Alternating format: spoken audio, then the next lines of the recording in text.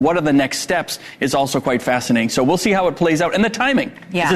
I don't think it's happening tomorrow, but they can't really stall here, given that this individual... They can't stall, and the president of El Salvador is coming to visit President Trump early next week. Maybe he'll bring him with him. That would be something. That would be something. All right. That does it for us, everybody. I'm Elizabeth Vargas. Now it's time for Chris Sununu sitting in for Chris Cuomo.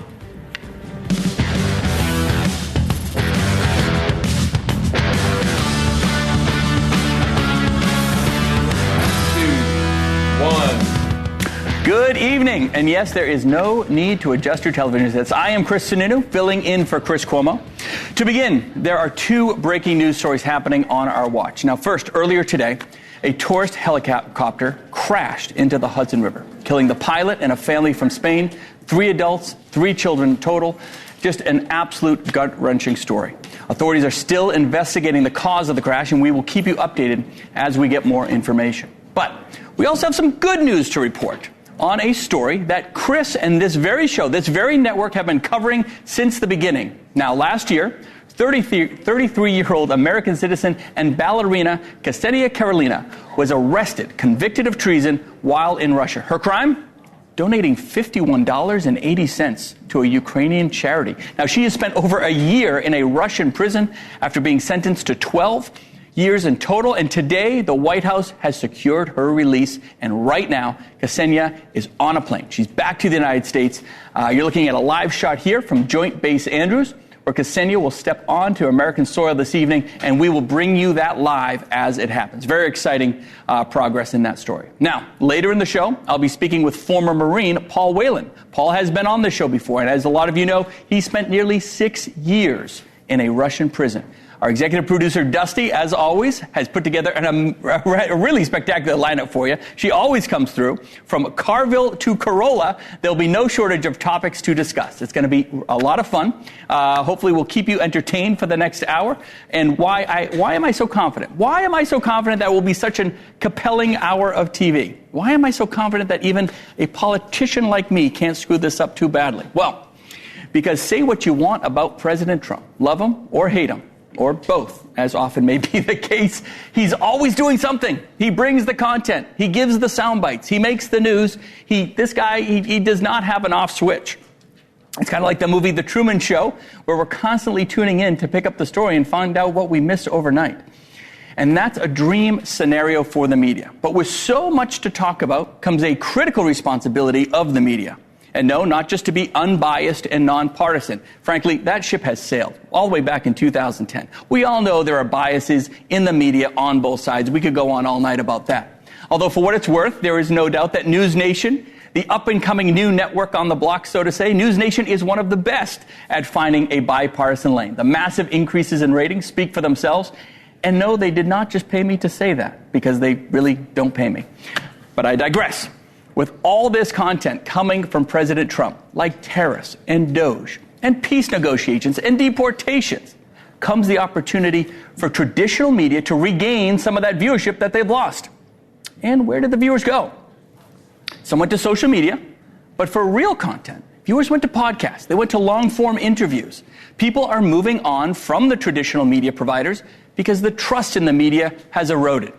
Now, I'm an 80s kid, or at least I was. And back when I was a kid, 70%, polling says 70% of Americans from all sides of the political spectrum trusted the media.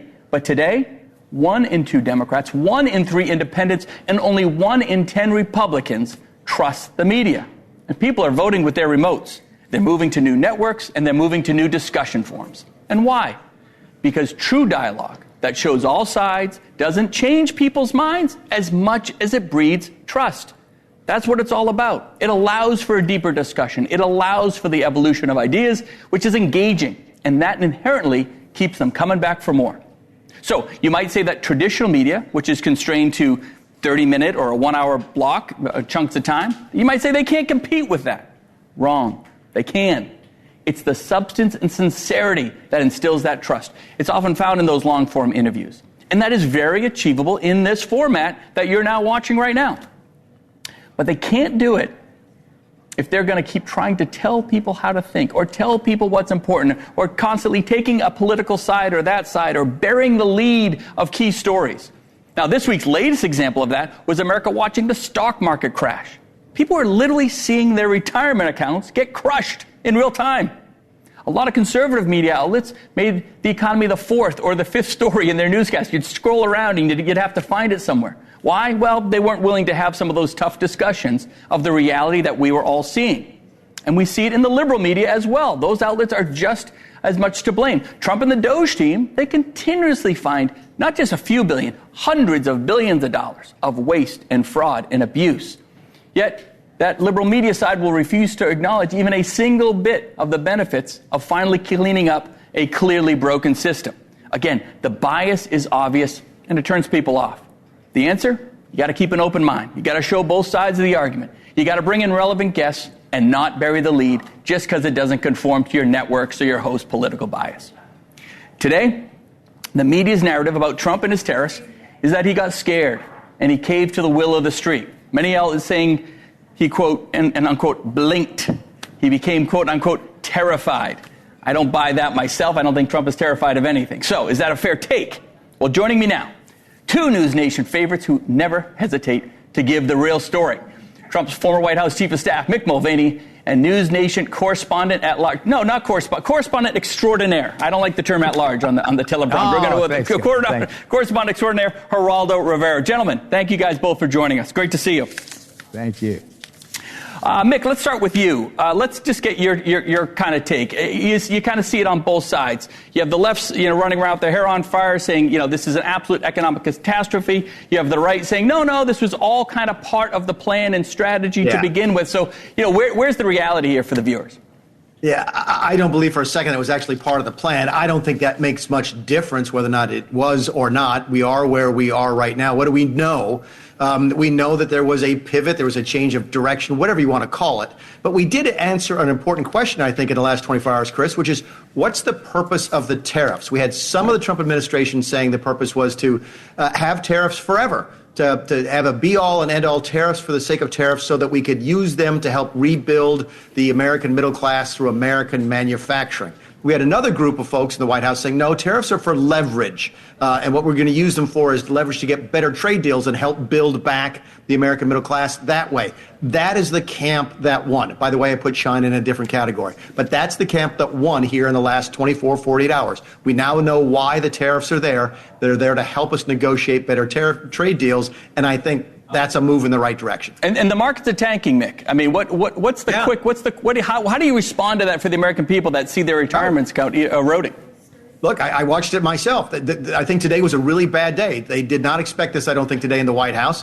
Clearly, damage has been done to the American economy in the last 7 days that just saying, oh, never mind, we're going to delay for 90 days doesn't fix. Trump has to do something now. They've talked a lot. They have to deliver something. They have to deliver a good trade deal. They have to deliver something positive for the markets, something positive for the American people. They've got probably, a couple weeks to be able to do that. But people are not listening anymore. They're looking for action. And Geraldo, I want to go to you here. I mean, now we're looking at as Mick just brought up, the next 90 days. It's going to be very critical for the administration, right? So I always say you're one of the best prognosticators out there. Where do you give me a quick assessment of what has happened over the past 5 days? Is this a catastrophe? Are we breaking? Is the American people going to hold on to this? And where does it go for the next 90? What does the administration have to do to either regain that trust that this strategy is a winnable strategy? And what are the pitfalls going to be if they don't actually renegotiate some of these international trade deals? Yesterday, Governor, I was saying that it's better to be lucky than to be smart. I thought that President Trump was extremely lucky. He had a situation where he made the world believe the United States, America first, was going to take on the entire planet, including China, even though China was the main antagonist, even though China is the main cause of the problem of imbalance in trades and so forth. It was the President Trump and America against China and the whole rest of the world. It seemed an absurd notion. Then the president announces the pause in the tariffs against anybody but China, and it became apparent to me that he had done a bait and switch. The president had ambushed China. That instead of the United States against China and the rest of the world, it was the United States and the rest of the world against China. So I thought that everything was was on the road, even though it was very, very rocky, even though the 47 Trump has had a very rocky road. 45 also did when I was closer to the president in those days. But watching him now, it doesn't seem to me, Governor, that President Trump, it was clear with what happened with the market today. It doesn't seem to me that he has a cogent plan. It doesn't seem to me as if, there is a real method to his madness. I hope there is, and I like when I see the market going up. But then people are, watching their savings erode on a day like today, and it seems so volatile. It seems so unhinged or untied to reality. I believe that we're in a situation now where nobody in this entire country knows where we're headed right now. I think it's very important that the president give the impression that he knows that he has a plan and that it'll settle down. We'll get to life as we know. Absolutely. Look, speaking as someone who used to sit in a corner office, you got to instill confidence at all costs, especially when you have these shaky markets. So let's go back to Mick a little bit. When we talk about is there a plan, is there a strategy, let's talk about how we got here a little bit. Now, Mick, you worked in the Trump White House. You worked with the president, with Navarro. And there's even some stories coming out on Politico just in the past hour or so that Navarro is kind of on his way out. But, everything from the formula to putting tariffs on islands with penguins, it doesn't seem like this was thought through or they didn't actually, kind of double check what they were doing. How do these discussions happen? You've been there. You've been behind the scenes. Bring us into how some of these conversations evolve.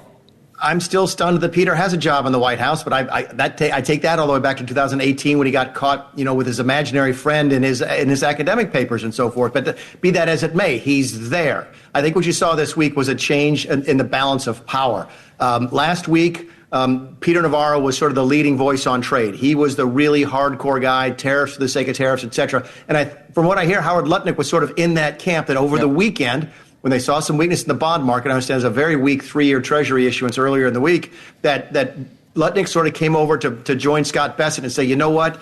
We can't do what Peter wants to do. We're going to blow up the American economy. Let's take a different tack here. I think that's the change here. I think that's how we got here, was that Peter Navarro and the folks that think like him were ascendant. They were they had the president's ear, and they were winning the argument. I think that is what changed. Now you're going to see a much more nuanced, much more sophisticated approach to trade. Go back to what we did in Trump 1.0. We had tariffs in the first administration. We didn't blow up the economy. We didn't have huge inflation and so forth. What did we do? We put on tariffs and we gave exemptions where it made some sense.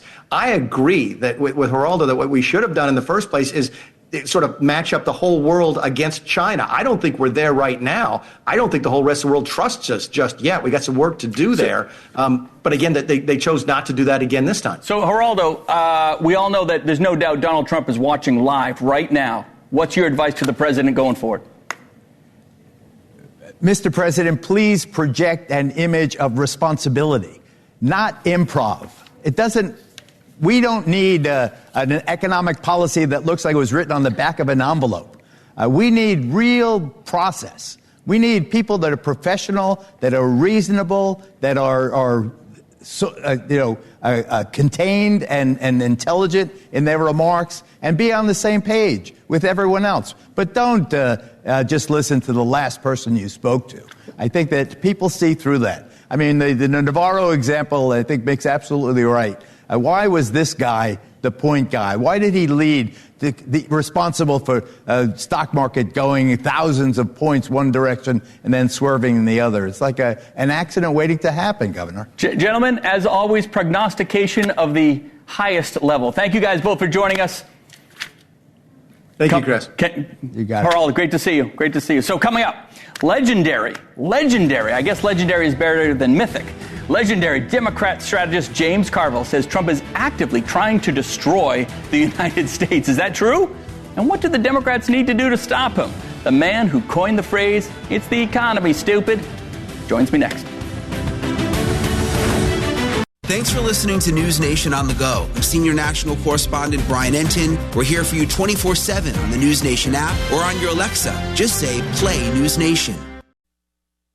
Back, legendary Democrat strategist James Carville famously coined the phrase, "It's the economy, stupid." He says he's not one bit surprised by Trump's moves on tariffs and says we should all have seen it coming. Carville also believes that President Trump is actively out to destroy the United States. Harsh words. The Raging Cajun, James Carville, joins me now. James, good to see you. Well, thank you, Governor. I said he doesn't like the United States. He does not pull for the country, and we know from the evidence that that is highly likely to be true. Who does he like? You got to like somebody in life. He likes Russia. He likes Belarus. He likes North Korea. He likes North Korea. He doesn't like soldiers. He told General Kelly that soldiers were fools. He did everything good to get out of draft. He says the country is fat slobs. He says his own people are poorly educated. He doesn't like our laws. He doesn't like our friends. He doesn't like our alliances. From that, I can only deduce he doesn't like the country, and he doesn't act in the interest of the country. Bold. I mean, that is quite a statement to the president. Now, I'm going to go back. I want to read it here. And you did a New York Times op-ed, I think it was just back in February, suggested that the Democrats should quote, strategically retreat, roll over and play dead, allow the Republicans to crumble beneath their own weight. That was about 45 days ago. You said that the Trump administration might collapse in the next 30 days. Are you holding to that? Do we need an extension maybe on that prediction? Well, have we looked at the markets? Have you looked at what you're reporting now, that they're making all these massive chaff things internally? I knew your dad very well, Governor. And, he ran a pretty taut ship when he was the chief of staff to House. You didn't have this kind of stuff going on. I know that the Sununu family has traditionally been a free trade, low deficit family. This is not the Sununu family Republican administration that we look in here in Washington, and I'm just saying what the facts are on the ground. And I have much more confidence, I'm turned out to be right, that they would destroy themselves faster than the Democrats could in any way, shape, or form destroy the Republican Party. They're doing just fine on their own. They don't need our help. Now, that would be something, a James Carville, John H. Sununu panel, but we'll put that with Chris Cuomo, because you never had to bring a report card home to that guy, so God bless it. Look, he was a college professor. I wouldn't want to bring my man out. So, on the Democrat side, on the messaging side, you say, just wait for the Republican Party to retreat. But what we don't see out of folks like Senator Sanders, and now out with AOC, they're doing their tour, they're kind of pushing that, left-wing, progressive, woke type message. Is that helpful? Is that helping galvanize the Democrat Party? Or is there some in the Democrat leadership saying, what happened to just kind of laying low and letting the Republicans fall apart? I don't want to correct a guy as smart as you, but it is the Democratic Party, not the Democrat Party. Democratic Party, sorry. Yeah, okay. The political party has a right to be called what he wants to.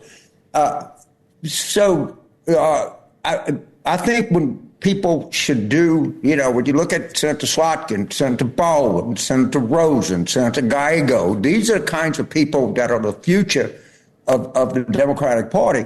And I mean, that's fine if Congressman Ocasio-Cortez wants to go around, or Senator Sanders. They come from places that they can't lose. You're a governor of a state that a Republican could lose easily. I mean, you have to pitch everybody in New Hampshire to get elected and to be effective as a governor. They can't lose their districts. And what I'm concerned about, what I want to hear voices from, are people that are running in places that they could lose, that they have to win. So I make a big difference in where somebody comes from and the partisan lean of the electorate that they're looking at. So I have much more respect for the Republican governor of New Hampshire, all right, or the Democratic governor of Wisconsin than I would for somebody that can't lose an election. That's just my ethos, Governor. No, and that's good thinking. So let's take an example that came up recently, the SAVE Act. Now, the SAVE Act is basically requiring folks, when they register to vote, proof of citizenship. That passed through the House today. Let's talk about both the practical implications. Is that a good idea or a bad idea? And what do you think it will have political ramifications down the road? Well, let's start with a massively unnecessary idea. There has been study after study, and I mean a lot of studies and good studies, to say that the amount of fraud in American elections is almost undetectable. We've looked for that forever. So you ask yourself, if an elderly person doesn't have a driver's license, or a married person takes her husband's name, which my wife chose not to, but other people do, that's people's own business. Well, they can't produce a thing saying I'm Jane Smith, because the birth certificate is Jane Jones. So the other thing is not necessary. Why are we putting another bureaucratic layer to solve a problem that doesn't exist? Why don't we solve problems that actually exist like, say, Medicaid to the states, that this budget is utterly destroyed. So I just think it's totally unnecessary. It's totally grandstanding. It's doing what a lot of Democrats do. Look at me. I'm so moral. I'm so smart. I'm doing things that don't affect anybody, but watch me. And that's what this is really about. So the Republicans would say, look, there's tens of millions potentially of illegal or undocumented folks here in the United States. How do you prevent them from participating in elections if you're not, verifying that they're citizens? The simple reason, if I'm undocumented, whatever word you use, I'm not going to show up and vote. I'm not going to expose myself. In all of the evidence, and I mean massive evidence. When President Bush, 43, was president, they had a whole study to try to see how much fraud there was in the election. It's almost impossible to detect. I'm not saying that you have all these people voting in the election, there's zero fraud, but it is not, the honesty of American elections are not a problem. Not a problem in the least. And I would be the first to say Donald Trump won the election of 2024. I don't think it was fraud. I think he actually got the most votes. But I think we're dealing with a problem we don't need to deal with. It's not a problem. James, you never hold back. We absolutely love it. Cannot thank you enough for joining us today. Now, I do want to... honest, sir. Please give your dad my best. You bet. Absolutely, brother. Absolutely. Now, I want to bring in Republican Congressman Byron Donalds of Florida, who is now running to be governor, something I know a little about, of the great Sunshine State. Congressman, how are you? Good to see you. It's good to be with you, Governor. Thanks for having me on. Look, following James Carville is never an easy task. Let's jump on, if you don't mind, let's start with what I finished with James there. Let's talk about the SAVE Act. We have this law in New Hampshire where you have to, when you register to vote, you have to show proof of citizenship. It works fine. There's very, very little problems with it. Talk to me a little bit about why you think it's necessary and if you think there's any pros or cons to the political fallout that might come from something like this. Well, first, I think it's necessary. Obviously, if you go back, and I'll use James Carville's point, from Bush 41's administration till now, there's been a massive increase in illegal immigration in the United States. That's beyond a shadow of a doubt. Secondarily, you have states like Oregon, like Washington State, like California. Most states in the country have now gone to mail-in voting as opposed to what the voting system used to be. And unless you're from Florida or Georgia or some other states that take vote by mail seriously and the controls around it, it's actually quite loose to get an absentee ballot and to vote that ballot. So in short, if you have to demonstrate your citizenship in order to vote in federal elections, that's a common sense approach in a time where we have had administrations in the past allow for massive illegal immigrations and access to many systems, some welfare, and potentially also voting. And talk just for the viewers out there, next steps, right? It passed the House. What is the next steps? Does it have a shot to move through the Senate? Is it going to be changed before it potentially hits the president's desk? I think it has a chance to move through the Senate. We had 4 Democrat members of the House join Republicans to pass that bill in a bipartisan fashion today. And I think if you're a Senate Democrat in a purple state, you got to sit back and think about the fact that illegal immigration is massively unpopular, obviously. And also, nobody wants illegals voting in federal elections. This is a common sense approach to deal with where we are right now. And to the people who are concerned about married women being able to register, there's this thing in the United States, every state does it now, called Real ID. Every state, through their identification systems, actually track things like birth certificates, etc. And as long as you have a real ID, which virtually every American has to have today, it should be easy for you to register to vote. There you go. There you go. Now, I want to come back to the topic of the day, and that's tariffs. And I'm going to go back to James again. I thought James's words were quite harsh. He does not hold back. He talked about Trump wanting to, quote, actively trying to destroy America. He doesn't like America. He doesn't like anything or anybody. And it was a heck of a lot of negativity there, to say the least. So what do you say to that? Is there even a response to that? Is there a sense that that when it comes to the tariffs, that there's a path forward over the next 90 days to negotiating this stuff out? Where's the drive there? Well, look, a couple things. Number one, obviously, Donald Trump loves the country, and the American people believe that because they voted him to be the 47th president of the United States. I think the tariff policy, I was having meetings on Capitol Hill with many different CEOs and owners of companies who were trying to figure out where we were going to go with tariffs. And my response was the same. Donald Trump is a realist. He's going to look at the evidence that is in front of him, and he's going to make a decision. And everything that's driving this administration is about the forgotten men and women of the United States of America. It's not even really about the CEOs and Wall Street. It is about Main Street. It's about mom and pops. It's about individual Americans making sure they are a part of the wealth creation process here in the United States. So I think the president took a look at the tariff strategy as it was unfolding, looked at the reality on the ground, saw countries calling, begging him, calling his phone nonstop, trying to get a meeting. And he said, you know what? If you all want to come in and cut a deal, let's go cut a deal and do something that's in the interest of the United States. Now, Byron, quickly before I lose you, you're out there, you're campaigning, you're doing the retail politics. What's the feedback? I mean, do folks come up to you and say, hey, what's going on? Is there a strategy here? Are they being reasonable or unreasonable in terms of their willingness to wait this thing out? Voters are giving President Trump the benefit of the doubt. They know that they voted him to be president. And let's be very clear. His economic policies already are significantly better than those of Joe Biden and Kamala Harris. People remember the 20% inflation unleashed upon them by terrible Democrat economic policy. They're giving Donald Trump the opportunity to fix that economy, as well as secure the border and deport criminal illegal aliens. There you go. Look, the next 90 days is going to be very telling, without a doubt. Congressman Byron Donalds, thank you so much for joining us. Good to see you, brother. All right. Right now, you are looking at a shot of Joint Base Andrews, where newly released American citizen 33-year-old Ksenia Karelina, who's been held in a Russian prison for more than a year, she's about to touch down on U.S. soil. Now, Chris Cuomo covered this story from the very beginning. And next, we have another American who also spent years, 6 years, in a Russian prison. He will join me. Now, what has Ksenia been through? What does she need to know about transitioning back into society? Paul Whelan will have some of these answers for us next. This is Cuomo on NewsNation's audio stream. Available 24/7 on the NewsNation app, or just say, Alexa, play NewsNation. A shot of Joint Base Andrews, where 33-year-old Los Angeles-based ballerina Ksenia Karelina, she will soon touch down on American soil after being wrongfully detained in a Russian prison for more than a year. Now, last year, Ksenia was arrested in Russia, charged and convicted of treason, sentenced to 12 years in a maximum security prison. Why? She donated $51 to a charity for Ukraine.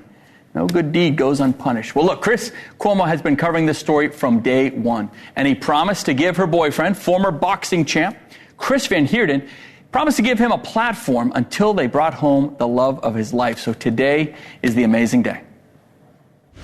The fear is what they're telling us. Possible 20 years in prison. One moment she's very hopeful, and the very next she's telling me she's preparing for the fate might be that she might be in there for the rest of her life. I don't know. I'm confused. I'm lost. And this woman is losing hope. The thought of her going to actual Russian prison, this woman, will she survive? I don't know. Absolutely gut-wrenching. Well, look, joining me now is former Marine Paul Whelan, who spent more than 5 years in a Russian prison after being wrongfully detained and charged with espionage. He was released just last summer, and he joins me now. Paul, absolutely great to see you. Thanks for joining us today. Thanks, Governor. It's a pleasure to be here with you. Now, you said you weren't surprised to hear that Ksenia had been released. Talk a little bit about that. Why not? Well, she hadn't committed a very serious crime, and we had arrested a Russian who was dealing in electronic parts used for military equipment in Ukraine, the war there. That sort of person is who Putin wants back. So when you have someone who is wrongfully detained on a minor charge, especially when it's ludicrous, those are the sorts of people that Russia will offer up in order to get back a big fish. And in this case, that's what they did. You know, this was a deal that the CIA and the FSB put together. And, luckily it worked. And I'm glad another American is home safe. Now, talk to me. You're one of the very few people on this planet that can give us at least some perspective of maybe what she's going through. She's going to land hopefully within the next hour or so. What's going through her mind? What is that like when you're on a plane, you know you're about to come back to American soil? Is it joy? Is it elation? Is there fear? Is there uncertainty? Well, she is Russian and she speaks Russian. She's familiar with the culture. So, even with that in mind, she was in a horrible prison. She was in a horrible place, not knowing what would happen to her. A 12-year sentence seems like a 20 or 30-year sentence when you're serving it. She's left basically the third world, and she's coming back to the first. So as she's being transferred, as you see now, by the FSB to our people, she's going to have to get used to living in the first world. It's going to be a shock. She'll have normal food. She'll speak with medical personnel on the CIA plane bringing her home. And then she'll get to Andrews, and she'll start meeting all kinds of people, and she'll be exposed to the media, and it'll be a whirlwind for the first few days.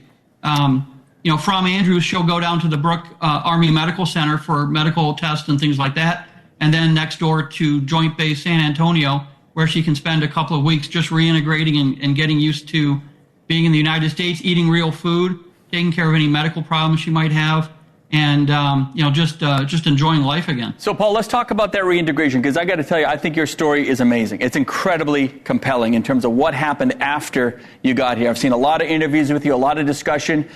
You're effectively and at times have to rely on the kindness of others, having trouble getting health care. Some of these, are real world challenges. You wouldn't expect someone who, frankly, lands as a hero in America, that, theoretically Americans should be standing up and helping, taking care and making sure that there's a path. Talk a little bit about some of the unexpected challenges that you had when you got here as you look to kind of reassimilate and get a normal life again. Well, the CIA did a lot to get me back. The State Department did a lot. And when I was finally back in the United States, the Army did a lot at Brooke Army, and then Army South did a whole lot for me in San Antonio. But after that, I was basically on a plane home, and that's when, the government kind of says goodbye, and you're on your own. In the state of Michigan, I didn't qualify for any benefits, no medical care, no unemployment. When I tried to gain medical care, I got a letter back that said I couldn't have any services because I wasn't a U.S. citizen. I mean, that's ludicrous. I had help getting my driver's license back. Debbie Dingell, a congresswoman, helped me with that. And Jocelyn Benson, our Secretary of State in Michigan, got that taken care of. But, at the end of the day, the Hostage Recovery Act, which provides, for medical care, psychological care, physical training, things like that, it isn't funded. So there's nothing that the federal government does, and it's really up to the state governments. And if the state governments don't have laws that can kind of fit into the hostage situation, you're out on your own. And, I'm using a GoFundMe account right now and living off the kindness of strangers, as I do a lot of this advocacy work, trying to get the aftercare for hostages returning improved. You're living off a GoFundMe account. That's incredible, because we all saw the Hostage Recovery Act. It passes. So America says, hey, we're going to do right by those who have been held against their will, Americans that have paid a sacrifice for being American. But no money, funded, empty shell. Is there talk? Is there a path forward in terms of getting this thing funded? I mean, it sounds completely insincere, I think, to the American people when they hear that we passed something, but there's no teeth behind it. Right. So, unfortunately, this sort of thing happens, and one of my congresswomen, Haley Stevens, is kind of leading the charge to get that piece of the law funded properly. This is a bipartisan American issue. Nobody on the Hill is saying, hey, we're not going to do this. Half of the people on the Hill don't even know that it's not funded, and the others are working towards getting it funded. So hopefully by the end of the year, we'll have it funded. And we're also talking about compensation for people coming back, especially those who were legitimately wrongfully detained, and there was absolutely no way they could have gotten out on their own through appeals or probation, parole, anything like that. So we're looking at aftercare. And, a lot of the programs and things that we're talking about exist in the federal government. They're given to refugees and asylum seekers. They're given to all sorts of people. We just need to kind of bring those same benefits together and then give them to, the 100 or so hostages that come home every year. Paul, I cannot thank you enough. It's such a huge part of the story. It does not end just when you touch down. It's all the additional pieces that have to come into play. Cannot thank you enough for joining us tonight. Now, thanks very much. I appreciate it. Good to see you. Now, News Nation will bring you live to Joint Base Andrews for Ksenia's arrival on U.S. soil, so stay tuned. Now, up next, at the top of the show, I talked about the power of the podcasters, the movement over there, and no one is better at discussing what that really means than Adam Carolla himself. He is by far one of the most influential and listened to.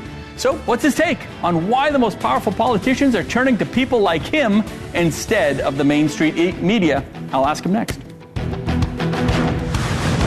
News Nation and Decision Desk HQ out in front. The first to call the races that matter to you. Elections tonight in Wisconsin and Florida. Mark the tape right now, 9:47 Eastern. I'm watching all of the other networks. None of them have projected a winner in this race. Delivering accurate election results without fear or favor. You guys called the presidential race way ahead of everybody else, and once again, you have delivered. Another reason why more Americans are turning to News Nation. Back. I am Chris Sununu, in for Chris Cuomo. Now, both Chris and I are huge fans of podcast host and comedian Adam Carolla, along with the rest of America, if I may say. He has a comedic take on the political state of play in this country, something that we need very desperately. And unlike anybody else, it's because of hosts like Carolla that politicians and newsmakers, they're turning to them. They're turning away from that mainstream media to get their message out. So, Adam Carolla joins me now. Adam, thanks for being here. Thanks for having me. So look, let's start. I want to start with something just on the tariff issue. Let's jump into an issue before we get to kind of podcasts and where it's all going. And Democrats are running around with their hair on fire saying it's the end of the economy as we know it. Republicans are saying let's kind of stay the course. What are the libertarians saying, right? The capital in lowercase l libertarians saying is there a need to panic here, or are folks going to be patient over the next 90 days to see if Trump can pull this one out of his hat? I hope you said hat, but yeah, I think he will. I trust him. I know people just sort of react and do the opposite. And I sent a tweet out a couple of days ago that the same people who were experts on ivermectin are now experts on tariffs. Right. It's the same group. Somehow, something that no one talked about, knew, or discussed. You notice how during COVID, everyone on CNN became an ivermectin and a hydroxychloroquine expert immediately overnight, like words they couldn't pronounce 10 minutes earlier. So it's the same crew who is doing what they do. So I think experience says sit back, and I think it'll let it play out. Be optimistic, let it play out. Now, to your point, whether you're talking about vaccines and ivermectin or you're talking about tariffs, there's so much polarization, right? And I would say that the more politics that gets played into those arguments, the more people walk away from mainstream media. You, really, one of the godfathers, if I may, of long-form interviews. You and Stern were doing it back before podcasts were even cool. What's the allure there? Is it a long-form discussion? Is it the fact that politicians and folks can just have a better connection with people? Why is it that these are taking off so well? Yeah, I think when the process of a politician is sort of the process of getting to know the person. And if the person's has a lot of substance and good ideas, then this is not their enemy. Long form is great if you've got a bunch of good ideas and you can articulate it and you have a lot of different subjects you'd like to speak on, then it's good. If you're sort of shallow and dim-witted and speak in sound bites, then it's not going to be a good friend of yours. So, I don't think Joe Biden would be able to deal with the rigors of a long format and open dialogue kind of thing you'd have in a podcast. Now, Trump would be much more suited to that format. And there's other people on the left, none come to mind, but they would be fine in that long form format as well. One of the classic cases was the vice president at the time running for the president when Kamala, she kind of skipped the Rogan interview, right? And some people say that did her in. I think she was done in a lot of other ways. Do you feel like the politicians of this world are going to be much more sensitive to not avoiding that type of opportunity when it comes up? Yeah, I think, well, you have to look at it two ways. You skip a popular podcast, so you skip an opportunity to get your message across, but to also a lot of Americans, it's like you not wanting to take a polygraph test. So you not taking a lie detector test means you didn't do it, but also means why didn't you do it? What are you hiding? What do we need to know about? So it's kind of lose-lose. You don't get your message across and you send another message, which is, I am scared to sit down with an intelligent person who's going to ask real questions that I'm going to have to answer in an unedited format. So, yeah, I think she hurt her cause, but on the other hand, I think it was the dying vestiges of the old format, which was Joe Biden got elected by hiding in a basement, essentially. He used COVID as an excuse. They hid him out, and they won. And they're able to do it as long as they have 60 Minutes and the LA Times and the New York Times and all the different outlets on their side. Then it's possible to run a campaign without actually running. That's right. Which is what Biden did initially. And I think they thought it would work for part two, but after the debate, the wheels came off the wagon. Now, Adam, I only got you for about 30 more seconds here. Real quick, you've been incredible on the front lines of the fires out in California. I think America, we've kind of lost our sight of that a little bit. Is there progress? Is there something happening out there? Is there hope that there could actually be progress in terms of rebuilding, reestablishing? Are things moving?